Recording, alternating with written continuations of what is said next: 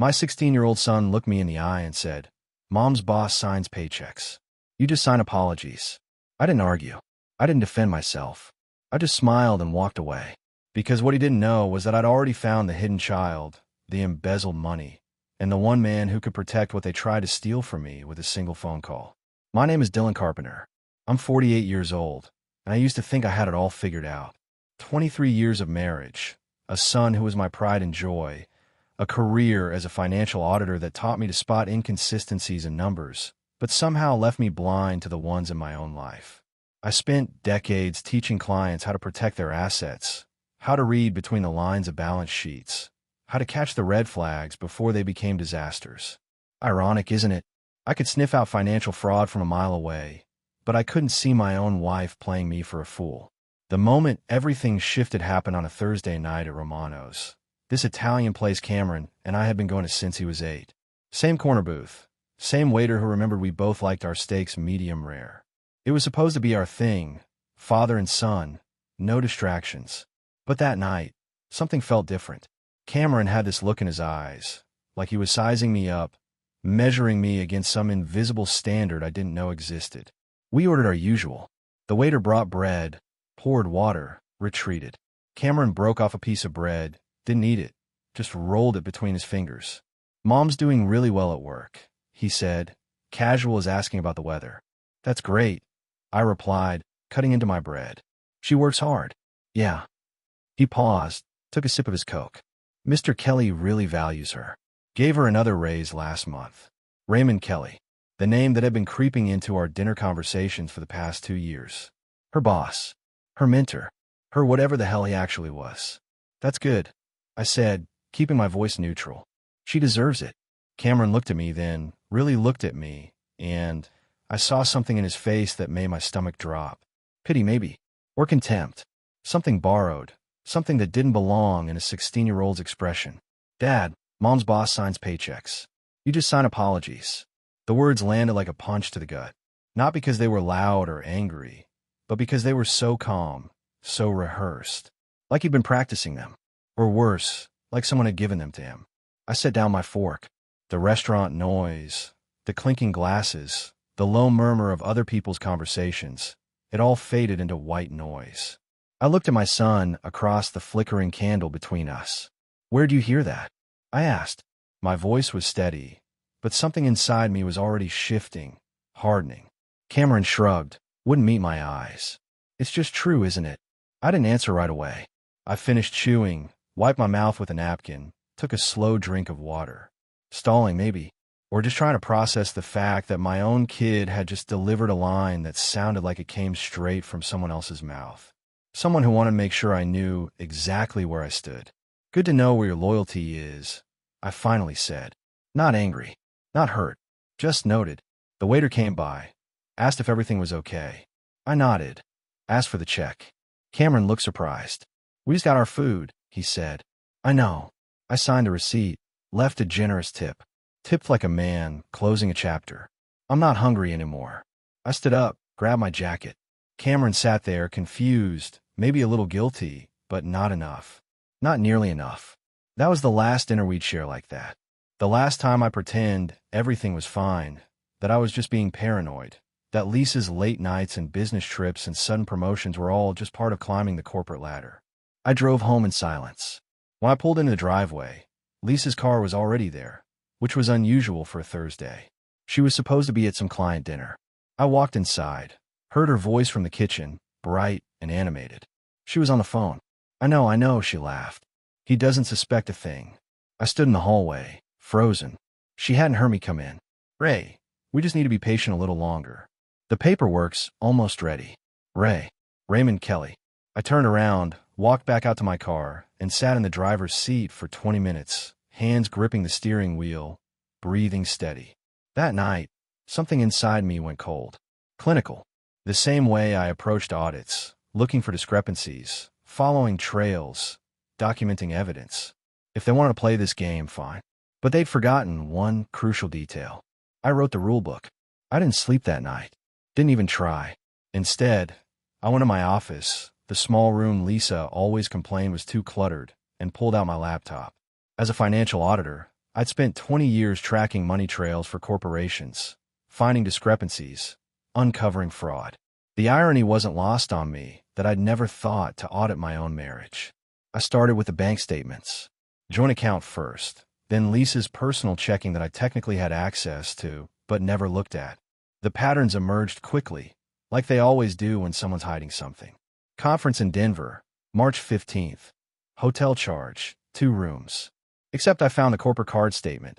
Only 1 room billed to the company.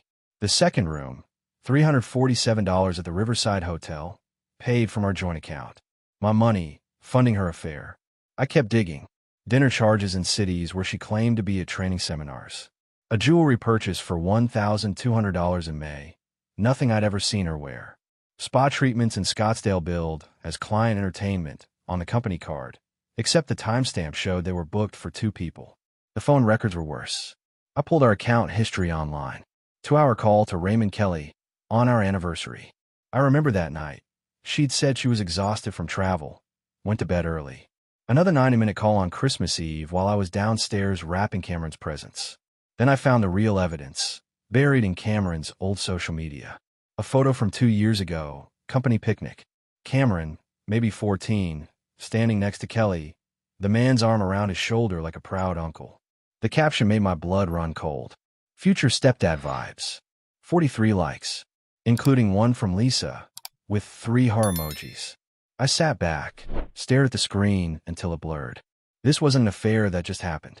This was planned, cultivated, years in the making. Kelly hadn't just stolen my wife. He'd been positioning himself as the upgrade, the better man, the better father. And Lisa had helped him do it. I printed everything.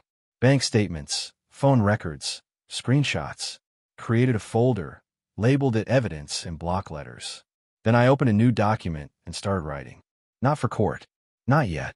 Just organizing my thoughts, building a timeline, looking for the leverage I knew had to be there.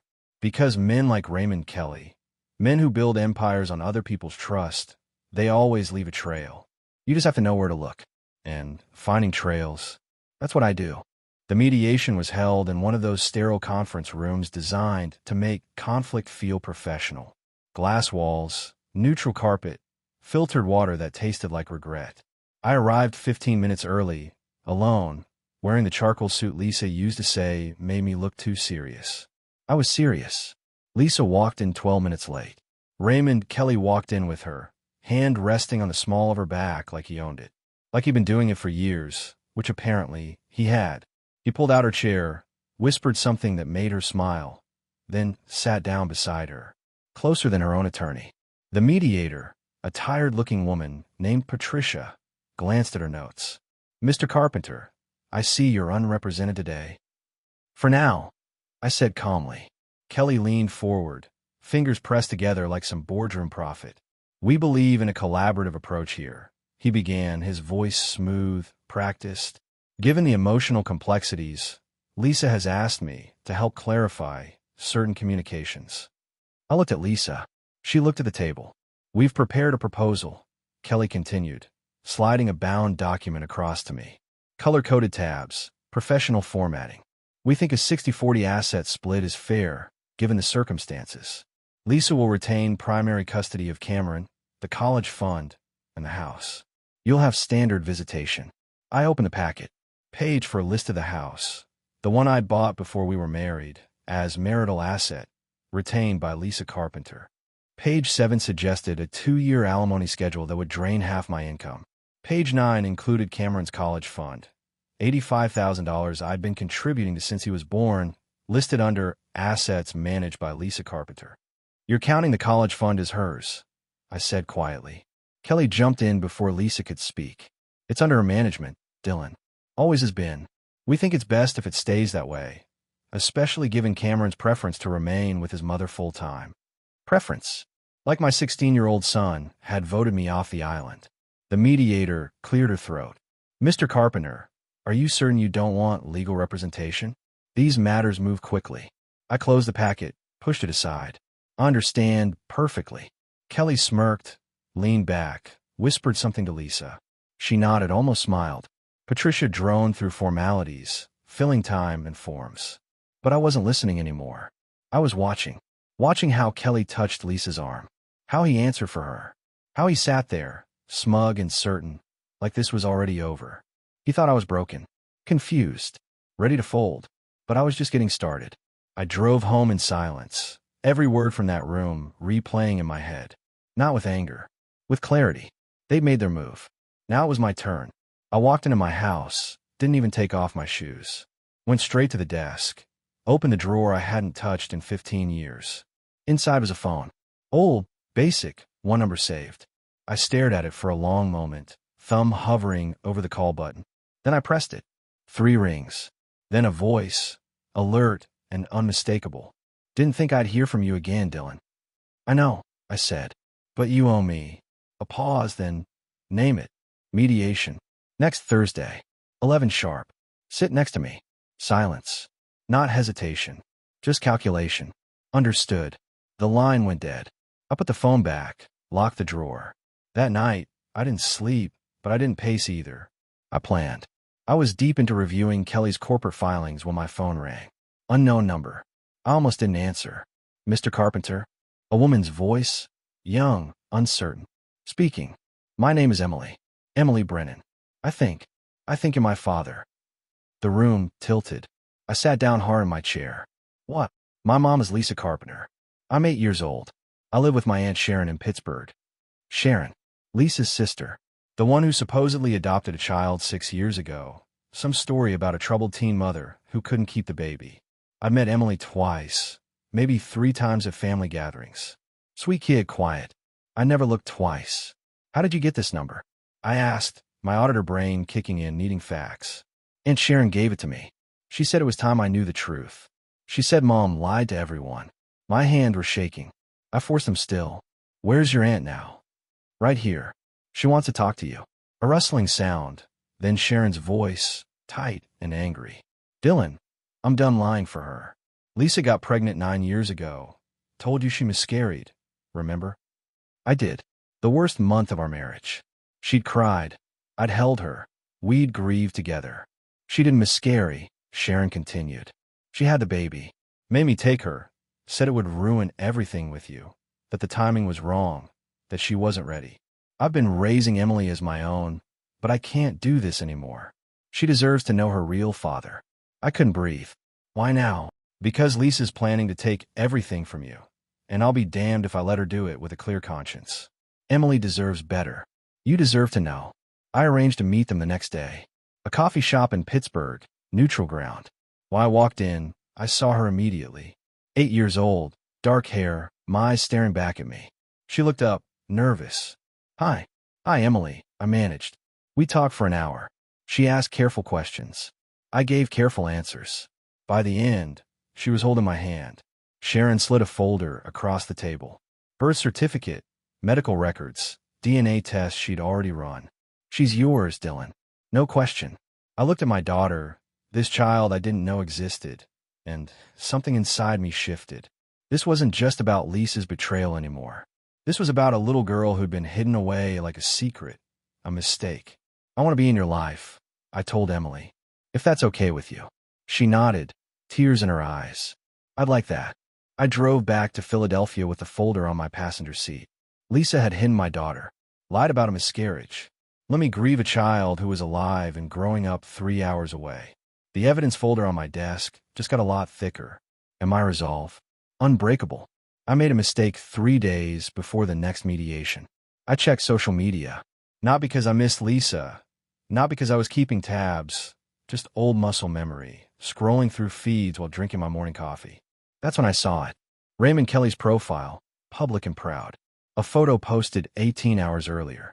Fresh powder, mountain backdrop, arms spread wide like some corporate guru, celebrating enlightenment. Behind him, Lisa in a white parka I bought her last Christmas. And beside her, Cameron, grinning wide, ski poles in hand, wearing goggles that used to hang in our garage. The caption hit me like a sledgehammer. Some families are built. Others are rebuilt better. Hashtag fresh start, hashtag new beginnings, hashtag father figure, hashtag gratitude. I stare at that photo until the screen blurred. Not at the snow, or the matching gear, or Kelly's smug expression. It was Cameron's smile that gutted me. Too wide, too rehearsed, like someone had told him. Smile big. This one's for the followers. The comments rolled in. Colleagues praising Kelly's balanced life. Someone wrote, "So happy you found your real tribe." Another, "That's what a real man looks like." Tribe. Real man. Like I was some obsolete model they traded in for the upgrade. I scrolled through Kelly's feed, found more. A photo from 2 months ago, the three of them at a basketball game. Cameron's arm around Kelly's shoulder. Another from summer, a fishing trip I'd never heard about. Lisa in every single one, beaming like she'd finally found what she'd been missing. They've been building this narrative for months, maybe years. Not just having an affair, but constructing a replacement family, complete with social proof, public validation, my son as the centerpiece of their redemption story. I downloaded every photo, printed them in color. The one from the ski trip, I printed twice. Stapled one inside the evidence folder. The other, I taped to the inside of my desk drawer where I'd see it every morning. Not for motivation, for clarity. A reminder of exactly what they tried to do. Erase me. Replace me. Rewrite history so thoroughly that even my own son would forget I existed. I called Sharon in Pittsburgh. "Can Emily come stay with me next weekend?" "Of course," Sharon said. "She's been asking about you nonstop." "Good," I said. "Because Cameron needs to meet his sister. And Lisa needs to explain why she's been lying for 8 years." That night, I drafted an email to Lisa's attorney. Attached the birth certificate, the DNA test, Sharon's affidavit. Subject line, additional dependent, Emily Carpenter, age 8. I didn't send it yet. Timing mattered.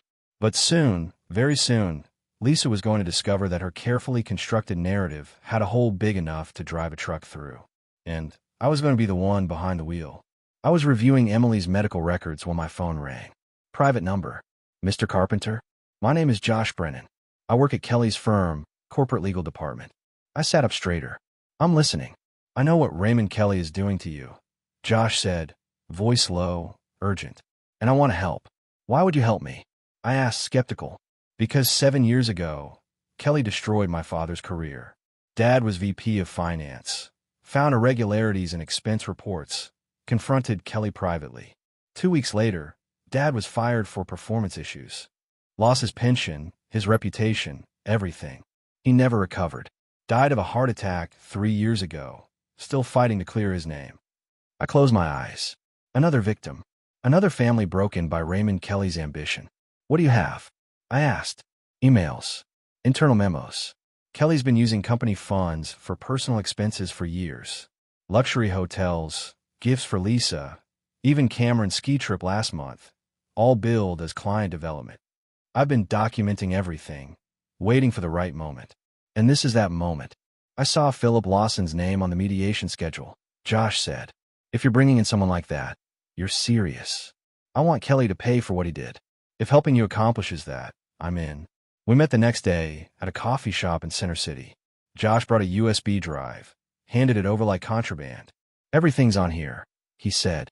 5 years of expense reports, falsified invoices, emails where Kelly explicitly tells Lisa to code personal charges as business expenses. If this gets out, it's not just termination. It's fraud. I plugged the drive into my laptop right there, scanned the files. Hotel suites and locations matching Lisa's supposed business trips. Jewelry purchases labeled as awards. A $4,500 weekend in Napa coded as executive training. "This is gold," I said quietly. Josh leaned forward. "Use it. Burn him down. For my dad. For your family. For everyone he stepped on to get where he is." I copied everything to my secure drive, handed the USB back. "Your name stays out of this. I'll protect you." "I don't need protection," Josh said. "I need justice." I understood that, more than he knew. When I got home, I added Josh's evidence to the folder. It was getting thick now, heavy with the weight of Kelly's sins. Financial fraud, hidden children, stolen families. Philip Lawson called that evening. "Dylan," he said, "I've reviewed everything you sent. This is bigger than I thought. Can we use it? Can we?" Philip laughed, sharp and satisfied. "Dylan, we can end him. Professionally, legally, completely. But you need to be certain. Once we start this, there's no walking it back." I thought about Cameron's smile in that ski photo. About Emily asking if I come to her school play. About Lisa's 3 heart emojis under a post calling another man Cameron's father figure. I'm certain, I said. Good. Thursday, 11 a.m. I'll handle the rest. I hung up, opened my desk drawer, looked at the ski trip photo taped inside. Rebuilt better. The caption had said. We'd see about that. Thursday morning arrived with cold clarity. I wore the same charcoal suit, carried the same briefcase, but this time I wasn't walking into that conference room alone. I arrived at 10:55. Lisa and Kelly were already there, seated in their usual spots, her lawyer shuffling papers with the confidence of someone who thought this was already decided. Kelly had his arm draped over the back of Lisa's chair, proprietary, smug. I walked in, set my briefcase down, but didn't sit. Patricia, the mediator, looked up from her notes. Mr. Carpenter, are you ready to proceed? I'm waiting, I said simply. Lisa exchanged a glance with Kelly. He smirked, leaned back in his chair like he had all the time in the world. Then the door opened. Philip Lawson walked in, and the temperature in the room dropped 10 degrees. Mid-60s, impeccable navy suit, silver hair combed back with precision. He didn't carry a briefcase, didn't need one. He carried presence, the kind that comes from 40 years of dismantling men who thought they were untouchable. He nodded once to me, a gesture so slight it barely registered, then moved past and took the seat beside mine. Adjusted the chair exactly 1/4 inch before sitting down. That tiny movement made Kelly's posture shift. His arm slipped from Lisa's chair back to his own lap. Patricia blinked, clearly recognizing him. Mr. Lawson, will you be representing Mr. Carpenter today? Philip's voice was quiet, measured, devastating. No, I'm not his attorney. He placed a slim black folder on the table with the precision of a surgeon placing a scalpel.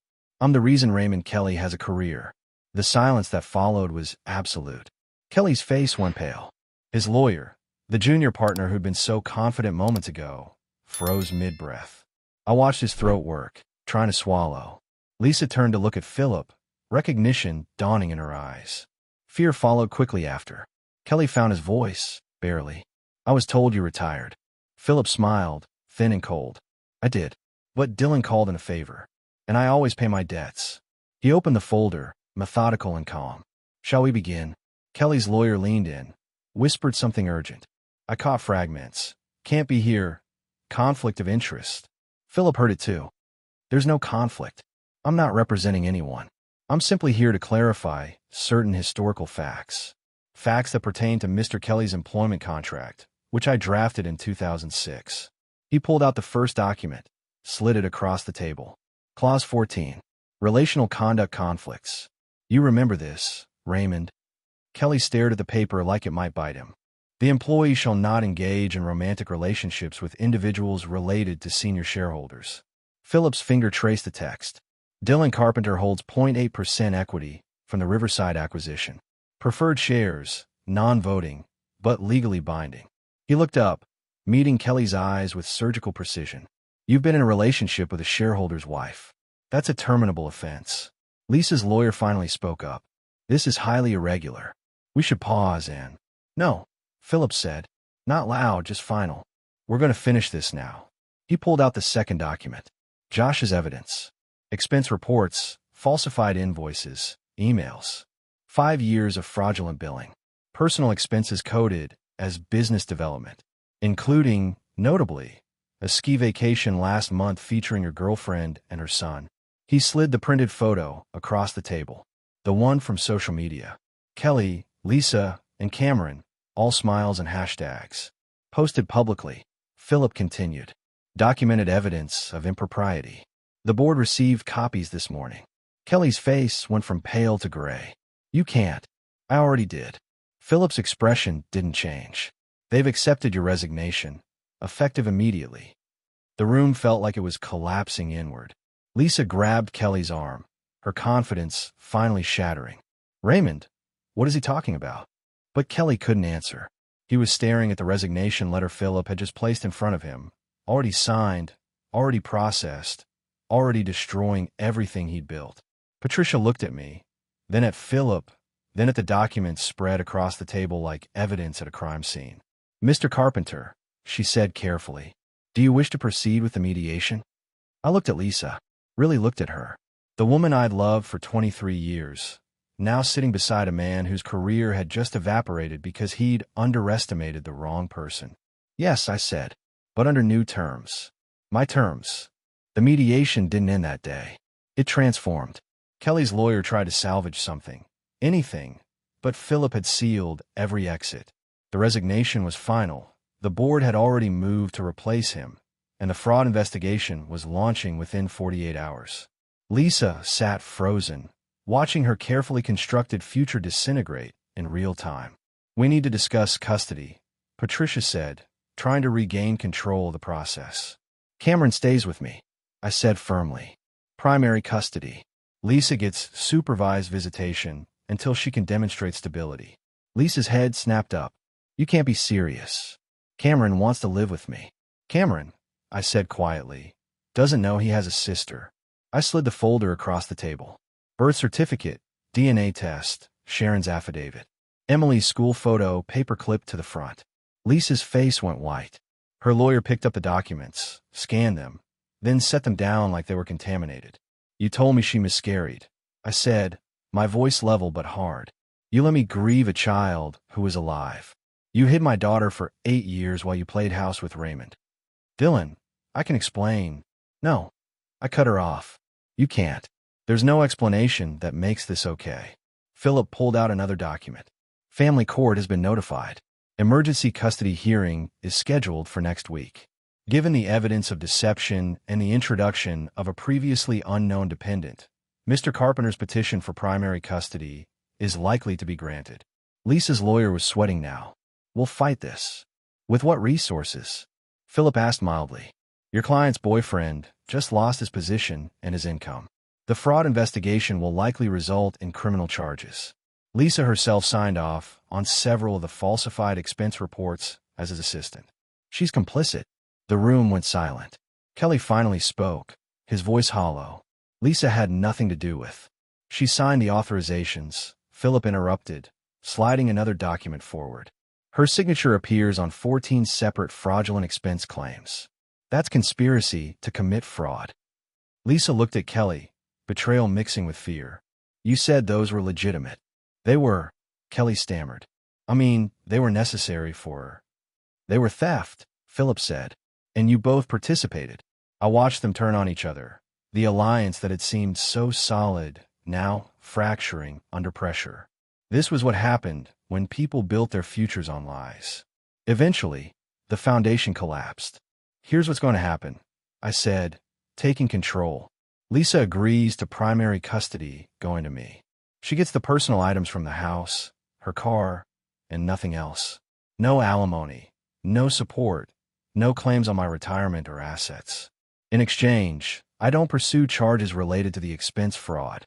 Lisa's lawyer started to object, but Lisa held up her hand. And Cameron, she asked, her voice breaking. Cameron gets to decide if he wants a relationship with you, I said.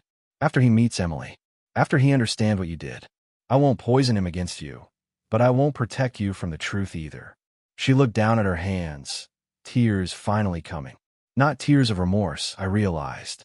Tears of defeat. Fine, she whispered. Philip produced the revised agreement, already prepared. Lisa signed it with shaking hands. Her lawyer witnessed it, looking like he wanted to be anywhere else. Kelly signed his resignation letter without a word. When it was done, I stood, collected my documents, and walked out. Philip followed. In the hallway, he turned to me. Well executed, Dylan. Your father would be proud. My father. The man who'd introduced me to Philip 30 years ago, who taught me that power wasn't about volume. It was about preparation. Thank you, I said, for everything. You earned this, Philip replied. They tried to erase you. You reminded them why that was a mistake. I drove home, called Sharon, told her it was done. Emily could come stay with me this weekend. Permanently, if she wanted. Then I called Cameron. We need to talk, I said. There's something you need to know. Something important. Dad, I saw what happened. Mom called. She was crying, saying you destroyed everything. I didn't destroy anything, I said quietly. I protected our family. And I'd like you to meet someone. Your sister. Silence. Then what? Come home, Cameron. Let me explain. He did. And for the first time in years, I saw my son really look at me. Not with contempt, not with pity. With respect. Cameron stood in my living room, hands shoved in his pockets, staring at the floor. He'd been quiet since I picked him up from school, processing everything I told him in the car. About Lisa's lies, about the hidden pregnancy, about his sister. She's really 8 years old, he asked finally. Yeah, I said. Her name is Emily. She lives in Pittsburgh with your Aunt Sharon. She's been asking to meet you. Cameron looked up, confusion and hurt mixing in his expression. Why would Mom do that? Hide her own kid. I didn't have a good answer. Maybe there wasn't one. People make choices they think will protect them. Sometimes those choices hurt everyone else. The doorbell rang. Cameron tensed. I opened the door. Sharon stood there with Emily, who clutched a small backpack, and looked up at me with those eyes, my eyes, uncertain but hopeful. Hi, Dylan, Sharon said quietly. Thanks for coming. I stepped back, let them in. Emily saw Cameron and froze. He was twice her height, a teenager who probably seemed like a giant to an 8-year-old. Emily, I said gently, this is Cameron, your brother. She looked between us, processing. Then, in that direct way only kids can manage, she said, you look like Dad. Cameron's face did something complicated. He crouched down at her level. Yeah? You think so? Uh-huh. Same nose. He smiled just a little. I guess we do. They talked, awkward at first, then easier. Emily showed him her drawings, told him about her school, asked if he liked pizza, because Aunt Sharon said their dad loved pizza. Cameron answered her questions with patience I hadn't seen from him in years. I watched them from the kitchen, Sharon beside me. He's good with her, Sharon observed. He's a good kid, I said. Just got lost for a while. Later, after Sharon left and Emily was settled in the guest room, Cameron found me in my office. Dad, he said, leaning against the doorframe. I'm sorry for what I said at the restaurant, for believing them. You didn't know the whole story, I said. I should have trusted you. He looked down. Kelly made it sound like you were the problem, like you didn't care about us. And Mom, she just went along with it. They needed you to believe that, I said. Made their story easier. Cameron nodded slowly. Can I ask you something? Anything. Why didn't you get angry? Yell, freak out, anything? You just handled it. I considered the question. Because anger would have given them power. They wanted me broken, emotional, easy to dismiss. I chose to be strategic instead. That's pretty cold, Cameron said, but there was respect in his voice. Not cold, I corrected. Focused. I had 2 kids to protect, even if one of them didn't know I existed yet. He smiled slightly. She's cool. Emily. Yes, she is. Think she'll want to live here? Like permanently? I hope so, I said. If she's comfortable. If you're okay with it. Cameron straightened. I'm okay with it. Actually, I think it'd be good. For both of us. That night, I tucked Emily into bed, something I'd never gotten to do before. She looked up at me, small and trusting. Dad, she said tentatively. Yes, sweetheart. Can I really stay here? As long as you want, I promised. She smiled, settled into the pillow. Good. I like it here. I closed her door gently, found Cameron in the hallway. She called you Dad, he said. Yeah. Feels right, Cameron said. Having her here. Having us actually be a family. It does, I agreed. And for the first time in years, I believed it. For months later, I stood in family court for the final custody hearing. Lisa sat across the aisle with a public defender, her eyes hollow. Kelly wasn't there. Last I heard, he'd taken a job in Atlanta, some mid-level position at a company that didn't know his history. Yet, the judge reviewed the evidence, the agreements, the testimony from Sharon, from Emily's therapist, from Cameron himself. Mr. Carpenter, the judge said, given the circumstances and the children's express preferences, I'm granting you sole legal and physical custody of both Cameron Carpenter and Emily Carpenter. Ms. Carpenter will have supervised visitation rights, pending completion of counseling requirements. Lisa didn't react, just signed the papers when they were placed in front of her. Outside the courthouse, Cameron and Emily waited with Sharon. Emily ran to me when she saw me, and I picked her up, held her tight. We won, she asked. We won, I confirmed. Cameron smiled, the real kind, the one I remembered from before everything got complicated. That weekend, we moved Emily's things for Pittsburgh. Her room in my house, our house, was already painted her favorite color, purple with white stars on the ceiling that glowed at night. Philip Lawson called the following Tuesday. "Thought you want to know," he said. "Kelly's new employer received an anonymous package yesterday. Employment history, fraud documentation, the works. He was terminated this morning." "Anonymous," I said. "Completely," Philip replied, but I could hear the smile in his voice. "Justice has a way of following people, Dylan. Sometimes it just need a little help finding the address." I didn't ask if he'd sent it. Didn't need to. Josh Brennan, the young lawyer who'd helped take down Kelly, got promoted to senior counsel at the firm. New management appreciated his integrity, apparently.